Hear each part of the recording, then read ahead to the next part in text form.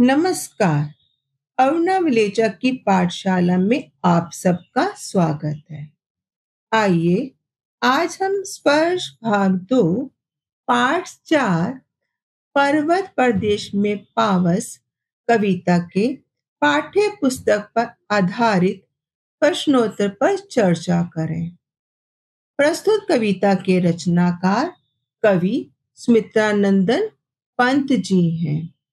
इस कविता में कवि ने रोमांच और प्रकृति के सौंदर्य को अपनी आंखों से देखने की ऐसी अनुभूति दी है मानो हमारे आसपास की सभी दीवारें कहीं विलीन हो गई हों और हम किसी ऐसे रम्य स्थल पर पहुंच गए हों जहां पहाड़ों की अपार श्रृंखला है। आसपास झरने बह रहे हैं।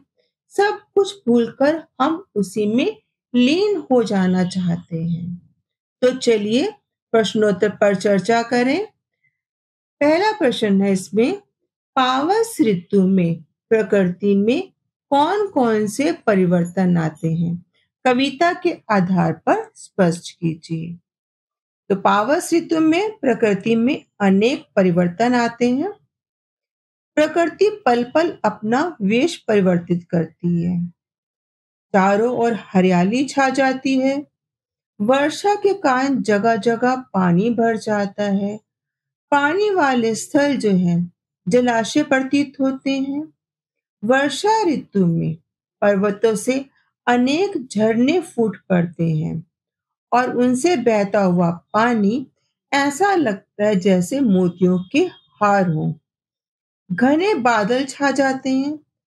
वो बादल पहाड़ के आसपास ऐसे प्रतीत होते हैं मानो पहाड़ अपने पंख फड़फड़ा रहा हो। तालाबों के आसपास जो बादल धुएं के रूप में छा जाते हैं तो लगता है जैसे तालाबों का जल जो है वो जल रहा है और सब तरफ धुआं फैल गया है। इस प्रकार प्रकृति जो है नित्य नए रूप धारण करती है, कभी घने बादलों के रूप में, कभी हरियाली के रूप में, कई झरनों से फूटते मोतियों की लड़ियों के रूप में और कहीं कहीं पहाड़ के ऐसे रूप जैसे वो घने बादल वास्तव में उसके पंख हो और वो पंख फड़फड़ा रहे हों। प्रश्न 2 है, मेखलाकार शब्द का क्या अर्थ है? कवि ने यह प्रयोग क्यों किया है? मेखलाकार शब्द का अर्थ होता है मेखला यानी करघनी, यानी कमर पर बांधे जाने वाली तगड़ी, जिसको करघनी कहा जाता है। पर्वत क्योंकि श्रृंखलाकार है, बहुत सारे बड़े पर्वत हैं, पर्वतों की ढलानें हैं, तो पर्वतों की चोटियों से जो ढलान आ रही है नीचे, वो ऐसा लगता है जैसे पर्वतों का मेखला हो, यानी उसकी करघनी हो। तो पर्वतों की ढाल जो है मेखलाकार प्रतीत होती है। इसलिए कवि ने यह पावस ऋतु के प्रभाव में पर्वतों के मेखलाकार रूप का वर्णन किया है। प्रश्न 3, सहस्त्रदृक् सुमन से क्या तात्पर्य है? कवि ने इस पद का प्रयोग किसके लिए किया होगा? सहस्त्र यानी हजारों, दृक् यानी आंखें, सुमन यानी फूल। सहस्त्रदृक् सुमन से तात्पर्य है सहस्त्रों फूलों के रूप में पर्वत अपने नेत्रों को फाड़ फाड़ कर कुछ देख रहा है। अब वो क्या देख रहा है? नीचे जो जल है, जलाशय है, उसमें वो अपना प्रतिबिंब देखने का प्रयास कर रहा है। जैसे कोई व्यक्ति जो है दर्पण में अपने सौंदर्य को निहारता है, देखता है, वैसे ही पहाड़ों के नीचे जो है वो जलाशय भरे हुए हैं और जलाशयों का जल दर्पण के समान प्रतीत होता है और उन जलाशयों में पहाड़ों के प्रतिबिंब दिखाई दे रहे हैं। उन प्रतिबिंबों को देखकर कवि कल्पना करता है कि मानो पहाड़ अपने सहस्त्र नेत्रों रूपी सुमनों से पर्वतों से अपने जो है रूप को निहार रहा है, देखना चाहता है। तो यहाँ पर्वतों का मानवीकरण किया गया है और फूल उसके नेत्र बताए गए हैं। प्रश्न 4 है, कवि ने तालाब की समानता किसके साथ दिखाई है और क्यों? पहाड़ों पर जब झरने फूटे, उन झरनों का पानी तालाब पहाड़ों की नीचे ताल पर इकट्ठा हो गया। उसकी तलहटी पे जो ताल बन गए हैं, तालाब बन गए हैं, वहाँ का जल बिल्कुल साफ है, दर्पण के समान है, पारदर्शी है। तो कवि ने यह तालाब की समानता दर्पण से की है। जैसे दर्पण जो है, शीशा जो है, जिसमें हम अपना अक्स देखते हैं, प्रतिबिंब देखते हैं, पारदर्शी होते हैं। उसी प्रकार तालाब का जल भी पारदर्शी है और उसमें से आकाश का पहाड़ का प्रतिबिंब दिखाई दे रहा है। अतः कवि ने यह कल्पना की है कि ये तालाब वास्तव में दर्पण है और इसमें प्रतिबिंब देखा जा सकता है। दर्पण में अपना प्रतिबिंब मनुष्य देखते हैं और यहाँ जलाशय में प्रतिबिंब अपना पहाड़ देख रहे हैं।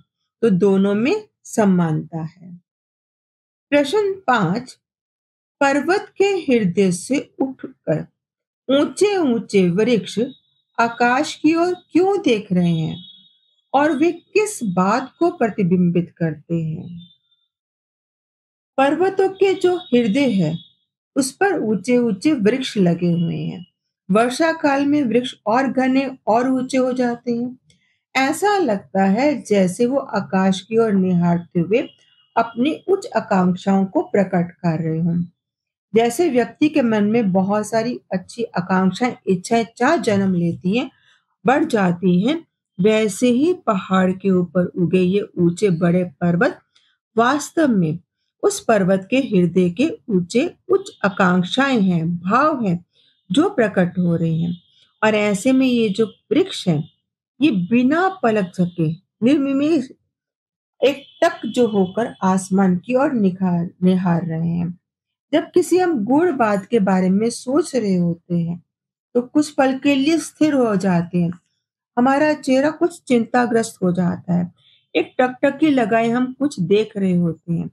उसी प्रकार ये वृक्ष जो हैं, जो ऊंचे-ऊंचे हैं, आकाश की ओर टकटकी लगाए देख रहे हैं और ये प्रकट करते हैं कि ये वास्तव में पहाड़ की उच्च आकांक्षाएं हैं।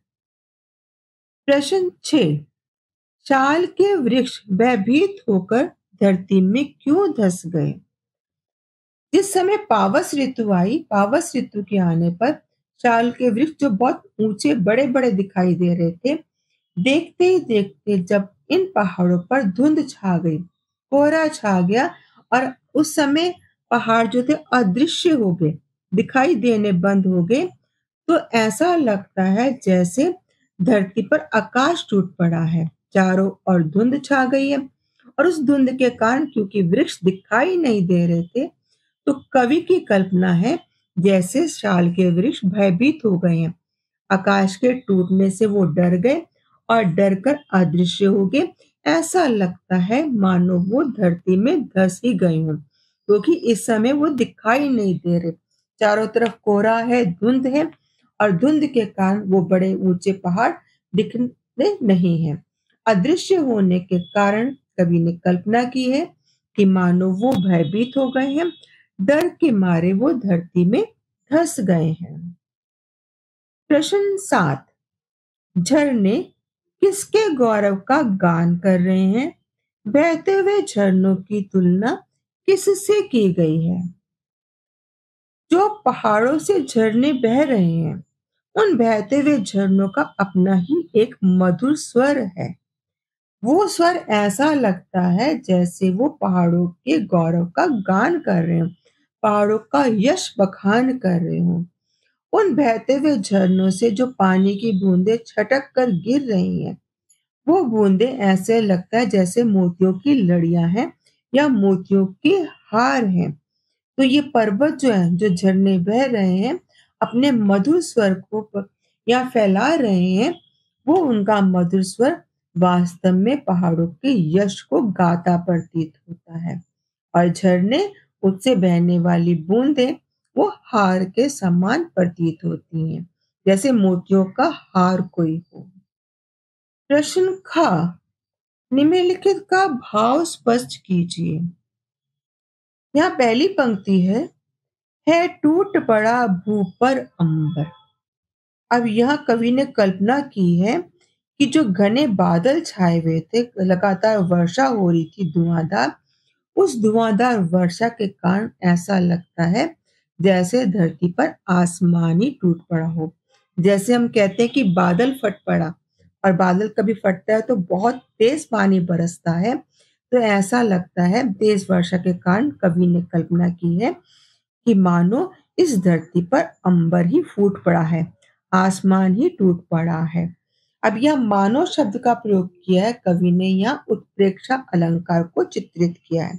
जहाँ हम मानो शब्द का प्रयोग करते हैं, कल्पना करते हैं, तो वहाँ उत्प्रेक्षा अलंकार होता है। अगली पंक्तियां हैं, यो जलद यान में विचर विचर ता इंद्र खेलता इंद्रजाल।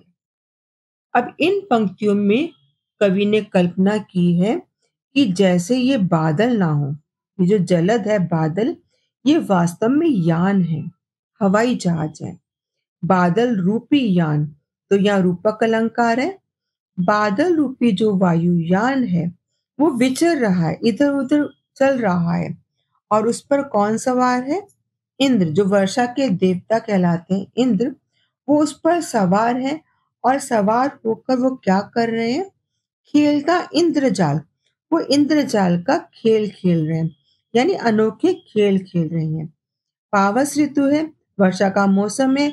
वर्षा के मौसम में पहाड़ों पर चारों ओर बादल छाए हुए हैं, और उन बादलों में लगता है ये बादल ना होकर जैसे इंद्र का कोई यान हो, वायुयान हो, और स्वयं इंद्रदेव उस पर सवार है, और सवार होकर वो इंद्रजाल का खेल खेल रहे हैं।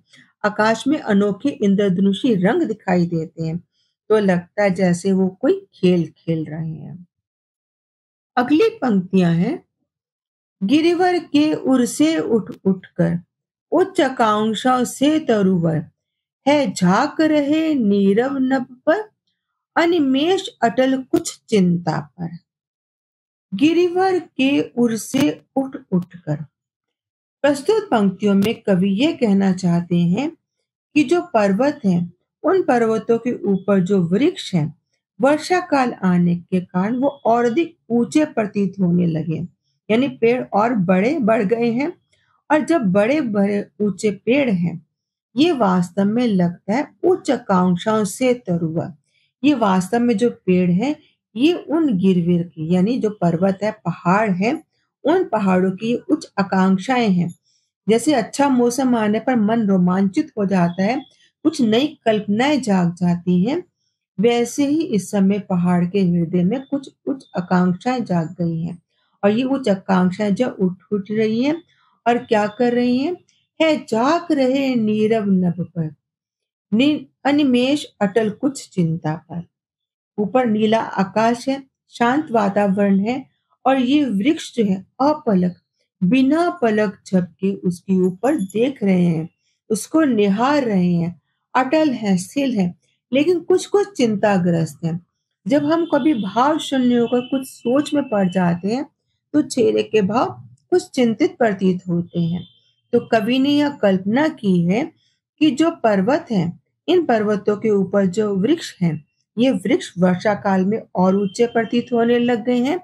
ये वास्तव में ऐसा लगता है जैसे किसी के हृदय की उच्च आकांक्षाएं हों, और ऐसे में ये झांक रहे हैं आकाश की ओर शांत मन से, बिना पलक झपके, अटल स्थिर भाव से, लेकिन कुछ कुछ चिंतित है। तो कवि ने यहाँ पर्वतों का, वृक्षों का मानवीकरण किया है। यदि आपको यह वीडियो उपयोगी लगी हो तो कमेंट में अपनी राय जरूर साझा करें। आपके सुझाव मेरे लिए अमूल्य हैं। ऐसे ही ज्ञानवर्धक कंटेंट के लिए मेरे चैनल को सब्सक्राइब करें।